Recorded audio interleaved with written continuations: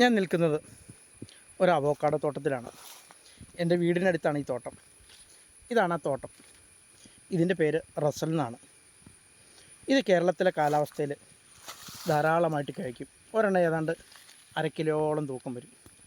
ഒരു വിദേശ ഇനമാണ് കേട്ടോ, വിയറ്റ്നാം വെറൈറ്റി. ഇത് കേരളത്തിൽ നന്നായിട്ട് കായ്ക്കും. ഇത് തൊടുപുഴ എൻ്റെ വീടിനടുത്ത് ഏറ്റവും ചൂടുള്ള സ്ഥലത്ത് നിൽക്കുന്ന അവോക്കാഡോയാണ്. അതായത് എറണാകുളം ജില്ലയോട് ചേർന്ന് നിൽക്കുന്ന ഒരു സ്ഥലത്ത് കായ്ക്കുന്ന അവോക്കാഡോ റസൽ. കേരളത്തിൽ തോട്ടമായിട്ട് കൃഷി ചെയ്യാൻ പറ്റുന്ന ഒരു സൂപ്പർ വെറൈറ്റിയാണിത് റസൽ. ഇത് ധാരാളമായിട്ടുണ്ടായി കേട്ടോ. ഇപ്പോൾ കായെല്ലാം പറിച്ച് തീർന്നതാണ്. ഇവിടെ ഒരുപാട് കാ പറിച്ച് തീർന്നിട്ടുണ്ട്. ഏതാണ്ട് 600-700 ഗ്രാം വരെ തൂക്കം വരുന്ന ഒരു അവോക്കാഡോ ആണ് റസൽ.